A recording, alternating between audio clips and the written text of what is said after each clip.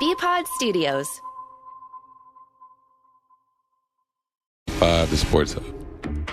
Dutcher and Hardy, the reviews are in. I got to say, I don't want to talk about you. Give me about 5 minutes of my time. Hear what he said. Now more of on the Sports Hub. We are Dutcher and Hardy. We're brought to you by FanDuel Sportsbook. Make every moment more with FanDuel. And it is Valentine's Day.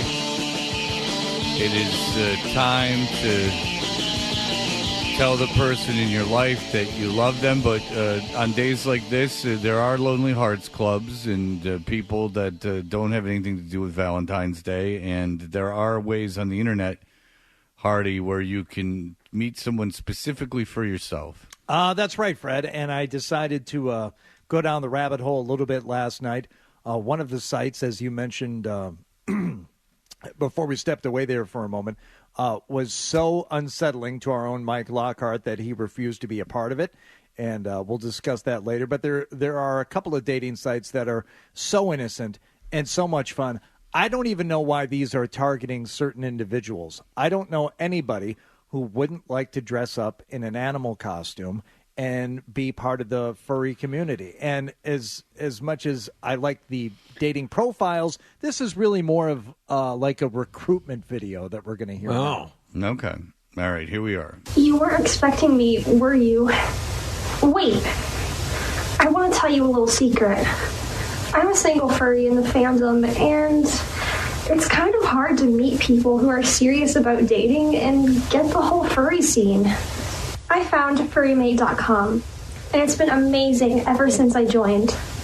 I've been going on dates, and I have been meeting local furries just like me. Come chat. Furrymate.com is the place to be. See you there. Oh, that's just, she's reading a script. If it's a she, I don't know. What was the person dressed as? Some kind of like a husky. It was kind of a dog, like an Arctic-looking dog. Yeah, I'm questioning if this woman's even involved in the furry scene. She said trouble speaking in the costume. Paid actress, you're thinking? Oh, absolutely. Yeah. Reading. I mean, why would she do it for free? I mean, she was reading a script. I mean, that wasn't off the top of her head. Yeah. I doubt her sincerity in the furry scene, and that's something that we demand. Whether you're looking for a furry friend, long-distance relationship, or a furry mate, just people to meet up. Why would you be looking specifically for a long-distance relationship? Wouldn't that be a hindrance to any relationship? So hard to find someone involved in the furry community. Why put yourself at a distance when you find one? Yeah, I mean, you would just Skype or FaceTime in your costume. Well, I mean, you can't dry hump that way. Look, Fred, I don't want to, paint anyone with a broad brush, but maybe there are some people, if part of their thing is to dress up in an animal costume where you can't actually have skin-to-skin contact, some of these people might also have intimacy issues. Oh, I would assume the tactile nature of the fur would be a big turn on. You can meet up with people at furry conventions and take time to review Furry Mate's member profiles, send winks and messages, and most importantly, have fun. I think young Nicholas has been to furry conventions, but he's out taking another dump.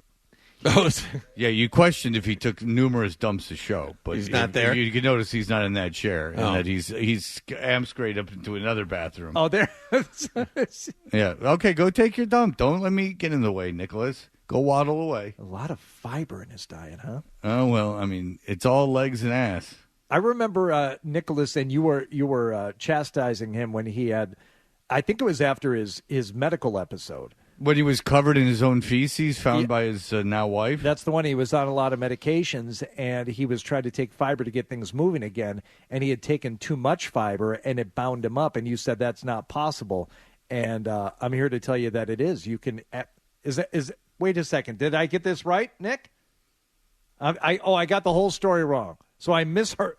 You can eat too much fiber. I thought the whole point of. I don't think that's true. I think that it's like having too much laxative has an opposite effect. I don't think so. Yeah, it is. It can. There are different types of fiber. I was reading about this the other day. The soluble and the inside, whatever. All right, I'm just going to say, if you ate like lettuce, like if you ate like a pound of lettuce, you're gonna have bowel movements. That's all. All right. Well, I don't want to get bowel movements and furries. No. I don't want to. Especially when we have this next person on deck here. Now, this is another site where that's Nick's Constant State. He's got one on deck.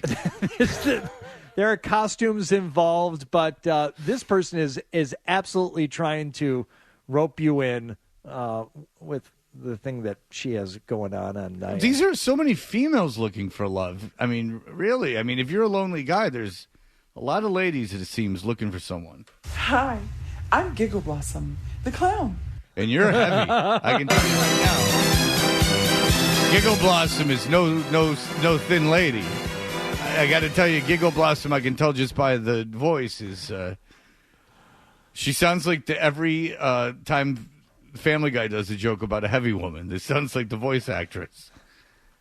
Hi, I'm Giggle Blossom, the clown, and I'm here to answer a few of your questions. Yeah, this is not a swimsuit issue shoot. You never hear like, hey, we're at the swimsuit issue. Hi, I'm Giggle Blossom, the clown, and I'm here to answer a few of your questions.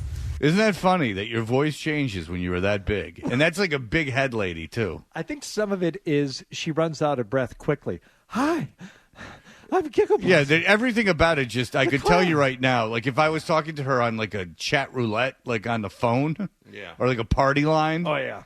I would know I'd go, I got to keep my distance. How big are my shoes? Yeah. Well, you know how you go to the store and shoe sizes range from a size 5 to a size 13? Well, clown shoes would be the next biggest size. Oh, this is hardly a clown. I mean, I'm not laughing at all. Wait for the payoff. Okay, I'm sorry. I interrupted her setup. You interrupted the punchline. All right, let me go back. Yeah, go back. I apologize. From a size 5 to a size 13? Well, clown shoes would be the next biggest size. So, clown size.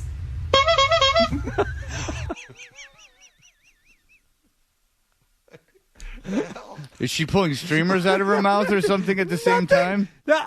I watched it 5 times myself. Did I miss something? I'm missing the joke. I'm the idiot. I don't get it. That's not, I mean, there's a big setup and there's no punchline. There's no... How big are my shoes? Well, you know how you go to the store and shoe sizes range from a size 5 to a size 13? Yeah. Well, clown shoes would be the next biggest size. So, clown size.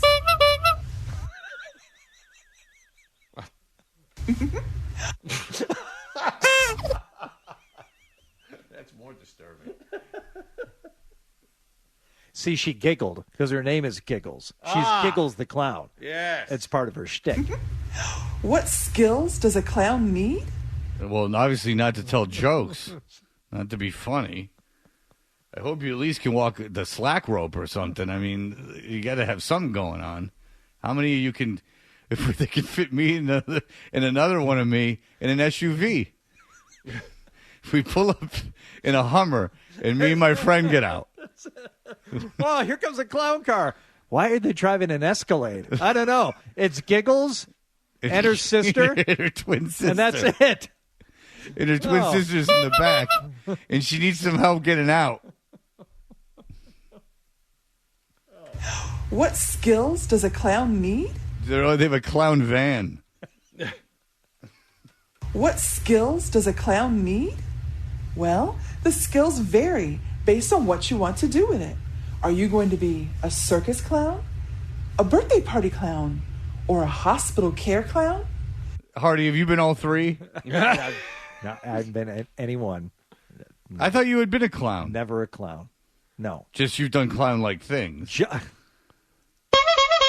Juggling, magic, balloon animals. Same kind of music. Has nothing to do with being a clown. Same kind of music, Hardy. Same thing. I can see you juggling to this. Come on now. That's pretty much what they had in the background of that John Cougar concert. Yeah. They were playing that in the background. That was unfortunate. The most important thing is to have the ability to act like a complete fool for a laugh. How did I become a clown? This is a serious story. I was taking pictures at the circus, and I got bitten by a radioactive red nose. I woke up the next morning and I looked like this.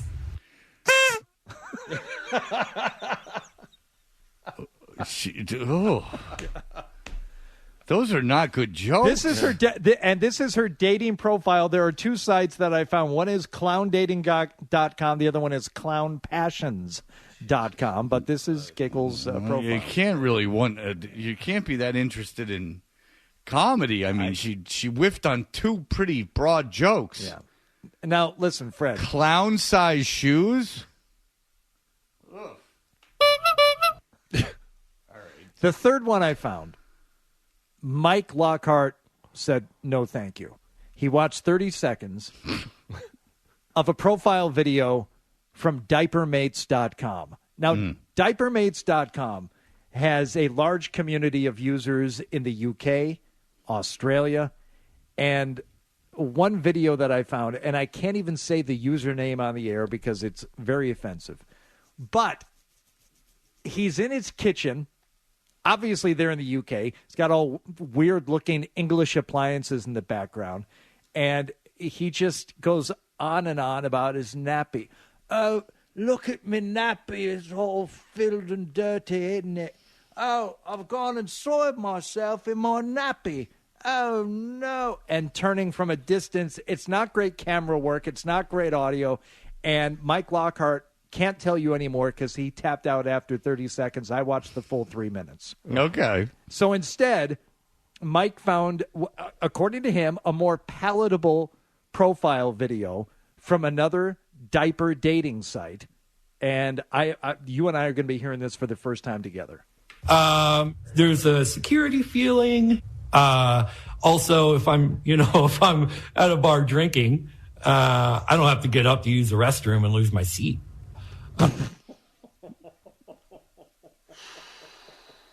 It's like Scott. Oh, yeah. Zolak. Oh, yeah. Yeah, good point. So who knows? The next time you're at a bar, you could just, the guy next to you, if you're at the airport, the guy next to you making the conversation might have big snugglies on. So that's a nice thing. But there's a sexual It is. element I to also this. get turned on by, I enjoy wet diapers. I like to see how wet I can get before I decide to change. Oh. I'll be at the grocery store in the line, and I'll just, start wetting my diaper, and nobody knows around. No, like nobody around me knows. It's your little secret. Yeah, It's a pretty specialized fetish. it is. It's a very niche fetish.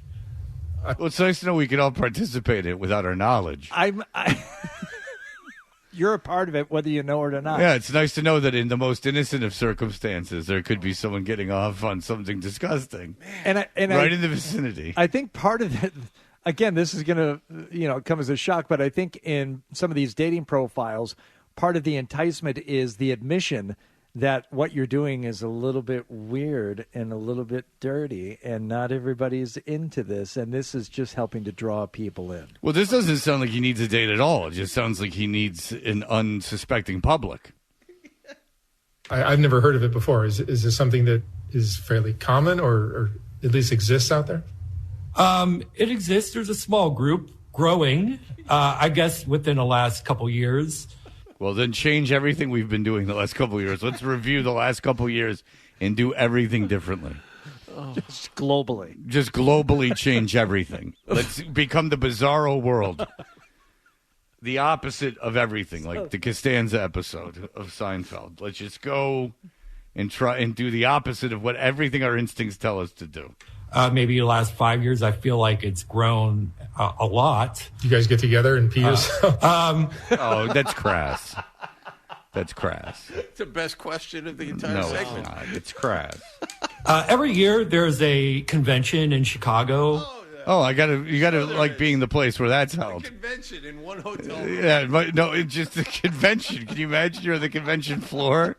The three of you. You and your family are like visiting. We're gonna go to the Sears Tower today. Oh, well, I'm just gonna stick around the hotel for the diaper convention. Hold on a second. You're in the elevator. You're coming down. Wow, that's an odd smell. I'm booking airfare right now. Is it 2 L's in Gemelli? Because you have to. All right. He doesn't wear a diaper. That's evident by him going up and down those stairs. I haven't had a chance to go yet. And is urinating in the diaper the only thing, or is it? Once in a while, I like to make messy diapers, what's called poop. He's aggressively claiming I can't believe this. you found the. No, he wasn't. He was beating around the bush. I can't believe Lockhart found this one more suitable for air than the other one. That's a good point. He really hung in there on this one somehow. Yeah, this one is fine. The other one he tapped out. But the other guy is just, oh, look at me soiled nappy. Look what I've done. Listen, that's very strange, Mike. There's people all over. It's Valentine's Day, and if you want love, why not? And I'll be headed to the grocery store today, and I'll be just minding my own business. And if you feel the need to wet or soil yourself in line, and that's the way you enjoy yourself, it's Valentine's Day, and anything goes. You don't need a partner at a grocery for that. store, and the guy right next to you in line is pointing at you and yelling at you. Are you going to go get security, or are you going to do something right there? No, you're going to ask him if he wet his nappy. Did you wet your nappy? All right, Tony Romo makes a phenomenal amount of money for calling 20 or less games a year. Sure does. He makes a phenomenal amount of money. With that comes some critiques. Were they fair? We will discuss that in BackstageCountry.com, your online home for all things country music. Wondering who made our list of the top 5 all-time queens of country music? Did Carrie Underwood make the cut? Find out now when you text Queens to 45911 and scroll through the list on BackstageCountry.com. Text Queens to 45911 to see the talented artists who rounded out our top 5 list. Sports Hub. Now, more Tuncher and Hardy on the Sports Hub.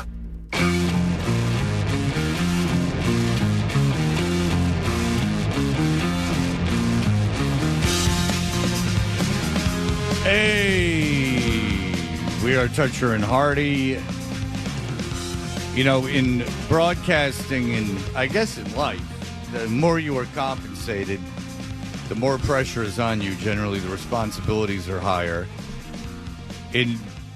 I've been in broadcasting my entire adult life, and I do question a lot of times. A lot of times big companies make horrible mistakes. I'll give you an example. Howard Stern is, the biggest radio star of. He'll end up being the biggest radio star ever. And when he left to go to satellite radio, radio did a bunch of terrible things. They ran with the label terrestrial radio. I don't know why they did that. Like, radio is radio. What do you care if you get it off a satellite or it's coming off of an antenna? I mean, radio comes in better on traditional radio than it does in satellite. I mean, yesterday satellite radio was out because of snow. It was just like I didn't get it. And so what difference does it make? Also, they totally mishandled the old HD thing. They could have just said, hey, it's free satellite radio. It's satellite radio for free that you don't have to do anything to get. But they botched that too. But when Stern went to satellite, they said, you know what? The biggest star in the history of radio is leaving. Let's put a guy who's never done radio before because we think so little of the medium. Let's put David Lee Roth and give him 1 million markets right away, including the biggest market in the world. And then he failed within a couple shows. It was an abject failure. I mean, that's a big mistake because they didn't value. Howard Stern is a radio guy. He's not a movie star that became a radio guy. He's a radio guy. He made his money doing radio. And they replaced the best radio guy ever to do it with a guy who never did radio. And you said 2 shows. I think it was sooner than that. It was bad. It was quick. Yeah. I mean, he had his uncle on and a guitar player in the background doing tasty licks. He had his uncle on the first show for like 2 hours. Uncle Manny. And he also had, as you said, the guy who was playing guitar, he called it track blasting. He had a name for it. They would play a music bed coming out, and he would just have the guitar player, like, soloing and noodling over the top of the music bed. He must have been a guitar player from the Red Hot Chili Peppers if it was track blasting. But not only that, he also had his bodyguard, a large African-American gentleman who he called Animal. And speaking to and about his bodyguard, I believe set race relations back in this country about 30 years. Yeah. That was, the very woke David Lee Roth talking about Animal. This animal that I have here with me. I'm like, don't do that. Well, he talks like a vaudeville guy. I mean, like, whatever. So they make mistakes. Now, if I was the networks and I had the NFL, sets records. The reason the Super Bowl set records is they track like they give credit where they used to not give credit. It's whatever. The Super Bowl, everyone watches it. You watched it, I watched it, everyone watched it.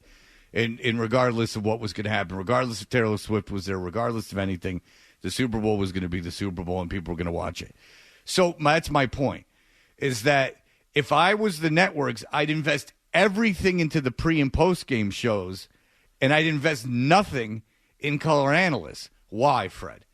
Because worst-case scenario with the color analyst is they don't talk. And then I would instruct them not to talk very much, and I'd say, I already paid $1 billion for this thing. I get a good play-by-play guy, and I pay him a lot of money, and then my color analyst can just be some boob that no one that who cares? Just jump in here or there with a stat, and I wouldn't spend any money because people are already watching it. No one's turning off the Super Bowl if Tony Romo's not on it. Give me another color analyst? Anybody? Troy Aikman. Give me a lesser one. Greg, give me someone who Adam didn't do the Super Bowl, Archuleta. guys. All right, so Adam Archuleta. If Adam Archuleta's with Jim Nantz during the Super Bowl, do they lose 1 percentage point of viewers? They don't lose any. So that's my point. So Tony Romo makes what, $17 million a year? I mean, he makes like $1 million a game. It's ludicrous. It's insanity. Again, the pre and post game shows are when the talent on those shows. People are watching it based entirely on the talent of those shows. Because I can watch any pre or post game show and get the same information. I can get the same highlights. They all have access to the same highlights. The same games existed that they're covering. I'm watching because I like the people on them. And I, quite frankly, if I could be so frank, like Rex Ryan the best out of all of them. So I watch the ESPN pregame shows, and there's a bunch of dolts on that thing, but Rex Ryan saves the day as far as I'm concerned. Right, and it's a chance for them to showcase some personality and to do something other than once the game is on, you don't need a whole lot in addition to the game, unless it's a radio call, which is an art form that is that's play-by-play still. And that's play-by-play. It's not color analysis. Well, in the people are giving Kevin Harlan, who we love and have on the show a lot, and who's a great guest and a great play-by-play guy. You have his call. I do. People are giving Kevin Harlan. Hang on 1 second. Just let me talk for 1 second. Sure. So Kevin Harlan does a great call here, but what's missing from this call that helps make it great? No analyst. No one babbling in the background. And so what I just told you is this: you're about to play a call. It's a great call. Everyone loves Kevin Harlan. I do too. I'm not being sarcastic. I like Kevin Harlan a lot, and I love this call. But Kevin Harlan's allowed to do this call. So I'm praising a guy who I don't even know who did it. There's a color analyst there that's shutting up, and this is the radio. This is radio. So, Kevin Harlan, if you're in your car or you're blind, this is what you're listening to. You have no access to the screen, and you notice the color analyst doesn't feel the need to chime in. So you could have a mute in there, and they've done a better job than Tony Romo here. First and goal at the 3. Lining up in the clock at 10 seconds and ticking. In the shotgun, Mahomes. 4-man front, receiver in motion, low snap. He runs and he throws, caught, touchdown. It's caught. Hardman caught the ball. The Chiefs have won. The Chiefs have won. The entire bench empties, chasing Mahomes in the end zone. Their third Super Bowl in 5 years. The Chiefs are back-to-back Super Bowl champions. It is a dynasty. The Chiefs have won Super Bowl 58, 25-22 in overtime. All right, so, good. Good call. All right. Do you have the Nance call? Now, here is the Jim Nance, Tony Romo call. Right. Now, the part you don't hear is Romo explaining what's going to happen at the end of this overtime session, which is essentially nothing. If it's second down when time expires on the clock, they will presumably flip the field, and it'll be third down, which was good information. It was good, and I didn't mind that. But I didn't mind it, so he says that, but this is the final call. There's no reason the final call of it. I'm just saying the first criticism came when he said he didn't shut up soon enough. He didn't lay out right and allow Nance to set up the play. So this is how it starts. First and goal. Mahomes flings it. It's there. Hardman, jackpot, Kansas City. And this was the Andy Reid special. This was the Andy Reid special we talked about. He was saving all day. He's going to fake a motion to go across. And at that moment, he turns and goes. Shut up. Shut up. Shut up. Who cares? What's wrong with you? Who's in your ear? Who taught you to do this? Shut up. Shut up. Let the crowd. We'll have Gorman on. I mean, he's done it a million times on this show. But Gorman shuts up. Everyone shut up. Just let the crowds cheer. We all know what just happened. And this, by the way, is nitpicking in terms of Romo. I mean, Romo is aggravating. Romo is incredibly aggravating. But this is my point. So this is very much punching up. I mean, this guy is getting untold amounts of millions of dollars to do this. And all he has to do is shut up. Oh, that's all. There's a screen. Even the most basic, even as someone who's never watched football in their entire lives, knows that there was just a touchdown. Everyone knows. Nance wanted to say his little jackpot line. He had it saved up. Oh. He so desperately wanted to do it. Believe me, I don't think Jim Nance is any great shakes.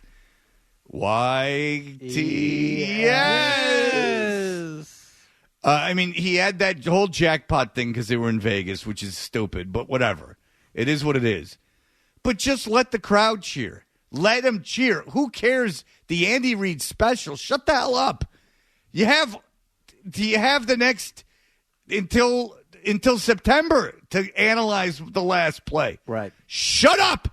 All you got to do is shut up. And it's even in the middle of the play call. Romo says the most obvious thing ever. This is for the Super Bowl. You can hear it in the background as Nance is trying to call the play that only goes on for about 2 seconds anyway, and he has no time to set it up. Romo butts in with, it's for the Super Bowl. Jackpot, Kansas City! Flings it. It's there! Hardman! It's for the Super Bowl. It's for the Super Bowl. Mahomes flings it. It's there! Hardman! Jackpot, Kansas City! And this was the Andy Reid special. What are you talking about? Shut up. Andy Reid special. What are you talking about? This is not the time for analysts. Just shut up. He was saving all day. He's going to fake a motion to go across. And at that moment, he turns and goes back. Hardman, who they didn't have, right? And they go get Hardman and bring him back. All right. So, I mean, he's talking about, I know no one else cares. I didn't care. He was on my team. He was on the Jets. Who cares about the comeback story of Hardman? Yeah, that's the story. That's the story right there, you moron. Hardman, that he got cut by the Jets, and then now he's on the Chiefs. Like, it's not. Say Hardman was Hamlin, like the guy that almost died on the field, Damar Hamlin, and then he comes back and okay, now that's there a you story. go. Now that's a story. Yeah, this is not a story. This is just the NFL. He's giving you the story of Hardman. Or as Chris Russo calls him, Hardiman. He's just Hardiman. I don't know if he's doing it to be I cute. don't know why Belichick couldn't get Hardiman, but Alabama. Belichick, Alabama. Hardiman. Game-winning drive of Mahomes' career. He's been waiting for. He's won Super Bowls, but he's never had it in an overtime. He is the best. He is the standard. Your Michael Jordan wins it again. Yeah, he's Michael Jordan. He's the. I wonder, So Romo's got to be making more than Nance. He does. He makes. Okay. I think. So do you think popular it is that Romo makes $17 million and Nance makes $13 million? Okay, so do you think there's a directive either from the network or Romo just feels compelled to speak more than other color analysts? I think because he's making more than the play-by-play guy. I think Romo is just terrible, and I think what happened is that Romo was called by the New York Magazine or the New Yorker, so like some uppity magazine. They literally referred to him as a genius when he first started. And you'll recall, if you hate enough stuff, you're going to hit the nail on the head once in a while. I hated Romo from the beginning. Like, I don't need you predicting plays. And that was before he started like, okay, the first down and stuff. And before he started showing up drunk, who knows? Go ahead. 10 years, $180 million for Romo. Yeah, and that's just to call football games. They signed him right before the pandemic. At least Nance is running around like, having sex under a sheet at the Masters because of it's so precious. And Tom is echoing my point. Tom, go ahead. Yeah, I don't necessarily really agree with you on a lot, but I 100% agree with you on this. Why'd you have to say that at first? Yeah, I mean, that was just kind of ruined it. That wasn't nice. I ruined everything. I know. No, I was just saying that nobody watches the NFL for the color commentator. They're going to watch the games no matter what. Why are they wasting millions upon millions of dollars on people that nobody really cares about? Exactly. It drives me absolutely insane. I know. And then what the best thing he could have done there is shut up. You know what never would have happened, guys? If Nance went jackpot, and then no one would have gone, why isn't Romo talking? Like, no one ever would have gone, why isn't Romo talking? Or no one at home watching television would have gone, you know what? I'm turning off the Super Bowl. This color analyst is just not talking. I would say just about any other analyst who knows what they're doing. Troy Aikman brought him up, Greg Olson. Just name the guys that are at the top of their game. Nobody would have said anything. None of those guys would have said anything. So if I have that job, like I'm a local radio guy, right? These guys are in another stratosphere than me. I would have enough self-awareness to shut my mouth. Well, you talk too much on the radio show. This is low stakes, fellas. Don't compare this to the Super Bowl. I was playing Chili Guy soundboard for 5 minutes last hour. I remember you did. He's not lying. I liked it. Yeah. I was having a good time, and I allow myself that sometimes. That's Hour one of the today's podcast. my cheat day. Hour one of the podcast. Today's my cheat day. I had cookies for breakfast, and I played the Chili Guy. But this is low stakes. That's the Super Bowl. And the end of the overtime of the Super Bowl, that's as high as the stakes can get. And the best thing you could have done was shut up, and you couldn't even shut up. He stinks. And yes, it is the amount of money. And am I jealous of Tony Romo? Yes. I absolutely am. I'm jealous of Tony Romo. I would like to make $17 million to do that a little amount of work. And I actually think that I would have done better on that particular play than Tony Romo did. You know why? I wouldn't have talked. And you could have done better too at home. So you could have made $17 million for that call. Just to sit there and not say anything. Just sit there and don't touch the accelerator. Just sit there and keep the car in park. Literally just sit in the car. Let someone else drive the car. You won the Daytona 500 by being in the passenger seat. That's all you had to do. And anyone who says, Carlet, because I heard this too, in some of the online commentary. There were two types of commentary in this because people were comparing the Harlan call. Said, well, Harlan doesn't shut up either. Harlan's on the radio. If Harlan doesn't speak, all you have is crowd noise on the radio, and that's not enough. It's even worse. He's doing a radio call. That is what is required of that job. Picture telling the story. But the other need to describe it. Right. The first 4 or 5, and I don't know if they're bots. I don't know if it's somebody who's just waiting for this thing, but when they posted the video on Twitter, the NFL on CBS posted the final call. It was only like an 8-second version of it, of Romo and then of Nance, and then a little bit of Romo. The comments, Fred, were just according to script. most obvious scripted NFL game of all time. And they weren't talking about Nance's jackpot call. It was people going back to the conspiracy theory that the Chiefs were going to win the game according to the overall script. What are you going to do? Well, I mean, that's just, look, everything is a conspiracy. That happened. And maybe it is. That happened. Well, good. Then maybe it is. And then, you know how much that's going to affect my life? Zero. There's 1,000 things a day that affect my life more than if the Super Bowl was scripted. And if the Super Bowl was scripted, at least I made a couple bucks off of it. You know? All right, we'll be back. Maybe I'm the genius by doing that. Let Wallach get you through the headlines. Let him catch you up with everything already. He's sitting here. He's been typing, pecking away at that keyboard like no one's business. Nick gave him used gum yesterday. He was very excited. We'll be right back. BackstageCountry.com, your online home for all things country music. Country music has so many generous artists who always seem to jump in to help those in need. We're spotlighting 5 who lead by example and lend a helping hand to charitable causes. See who made our list when you text GIVE to 45911. Text GIVE to 45911 and read all about it right now on BackstageCountry.com. We're back with Toucher and Hardy on 98.5 The Sports Hub.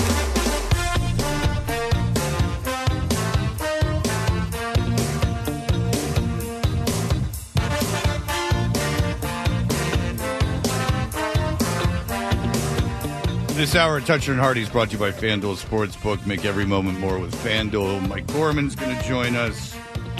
Billy Jaffe, lots of show left. I know John was at a Super Bowl party. I was at a small affair, and I just had a friend over for the second half. Hardy, I take it, you're always moving, shaking with the people, the elites of Canton. Yeah, we were at our friend's house for the first half, and then I went home at halftime. Yeah, that's basically what I did. My parents, they live in Tennessee. I told you they have a theater room. Mm-hmm. Such are the spoils of living in 35 miles outside of Knoxville. These are the kinds of accoutrements you got. Like, they're thinking about selling their place because they're so old. And, they get to the time where there's too much house. What once was, you wanted a house, I mean, it has 2 floors. This is too much. An embarrassment of space. This ranch living is going to get is for them like getting. And by the way, both floors, there's no basement either. I mean, it's literally 2 floors. So and then they were like, we're going to sell the place, and I was like, hot dog. And then I went onto the web and I looked how much it was, and I'm like, this is less than my condo. Oh boy, Freddie High Roller over here. Yeah, that's what I wanted you to get out of it. Yes. I wanted you to get how much I had spent on my house. I just want you to know that the property... Maybe not directly, but subconsciously, I think that's what you wanted. I think I wanted to let you know that having a theater room in Knoxville, Tennessee is not that of the super wealthy. It's not going to put you into the $5-6 million range for home prices. It's not going to put you into the $2 million. It's not going to put you in Canton. Right. All right, so let's it this way. You spend more on your house than my parents spent on their house. I can assure you of that. Well, yeah, they're in Knoxville or outside of Knoxville. That was my point. Yes. And so I want you to know, though, when you have a theater room, get extra home insurance because they had a couple over for the Super Bowl. My dad does not like having people over for the Super Bowl. They bother him. But they had a couple over at the Super Bowl. The couple had been to a cocktail party before. They came over, and whoops-a-daisy, she's walking down the theater steps, and she takes a plunge. Oh, no. And in severe pain, they cannot get her up. Ambulances are called. Oh, no.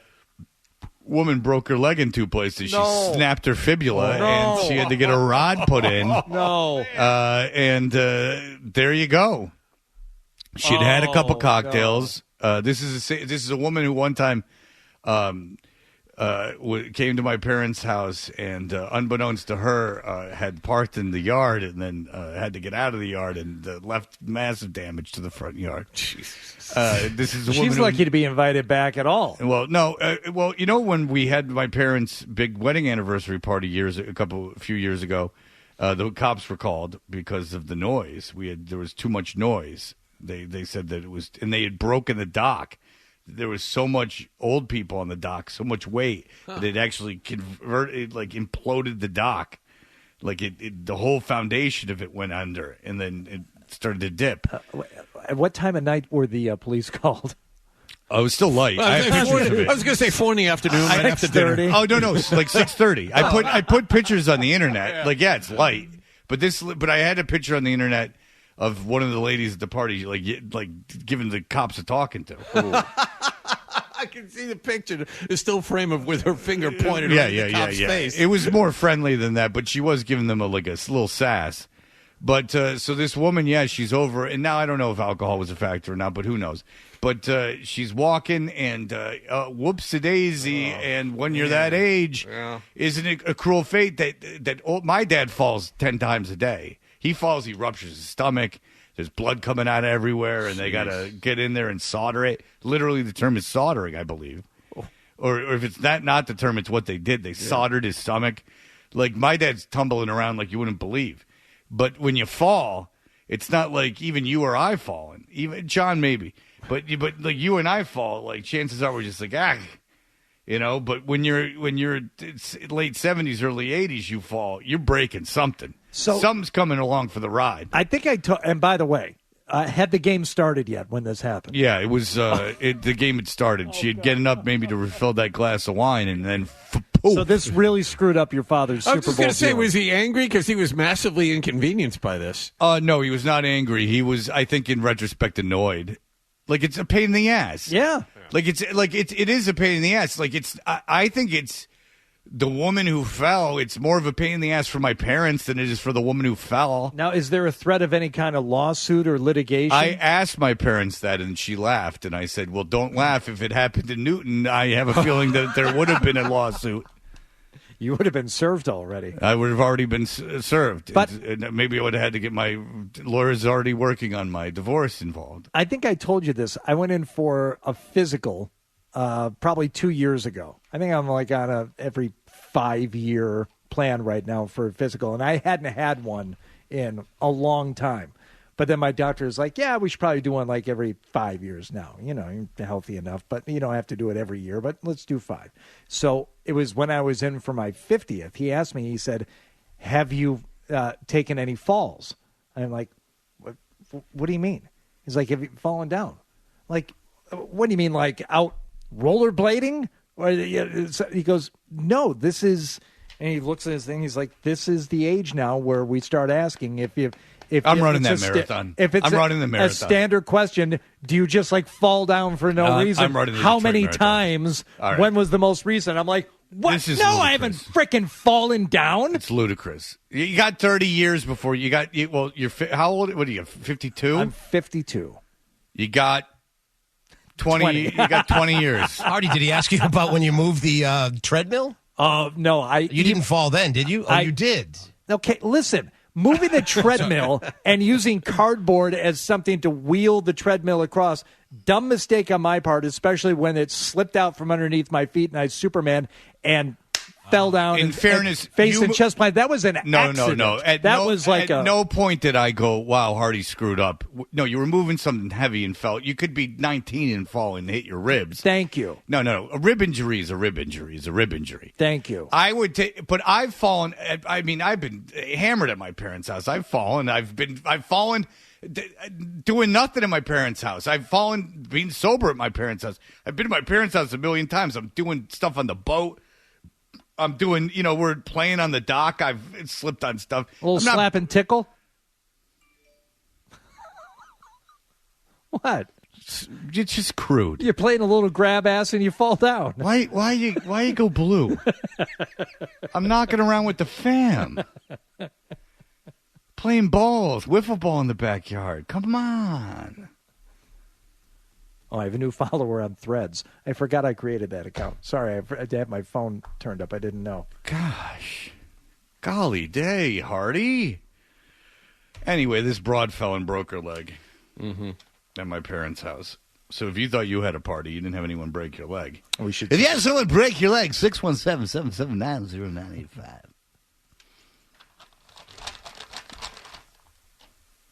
You ready? Slapping? Did you dump, slap, and tickle? It looks like you're waiting for something. Nothing else is going to happen. All right. When we come back, it's Valentine's Day, and maybe we can class it up a little bit. We will. Some smooth love songs. Send prayers out to the old broad that broke her leg at my parents' house. Yeah. We should send her something. She's got a rod in the leg now. We should send her. You know what we should send her? No. A nice bottle of Chianti. All right. We will be back in just a moment.